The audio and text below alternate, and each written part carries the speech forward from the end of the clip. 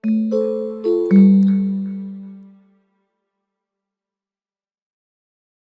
you experience a Silk test crash during testing, you will be required to gather a dump file in order for development to investigate the root cause of the problem.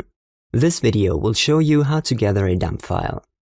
Open the Control panel, click on System and on Advanced System Settings. On the System Properties dialog, click the Advanced tab and select Environment Variables. Under System Variables, click New.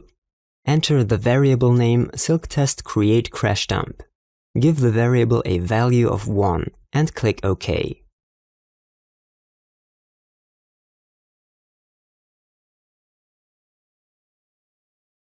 You can now open Silk Test and reproduce the crash. When the crash occurs, this should create a dump file to the Silk Test logs directory.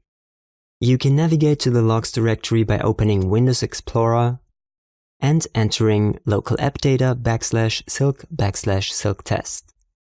Open the logs folder, and the crash dump should be generated to this folder. Compress the entire content of the logs folder and send it to support for investigation.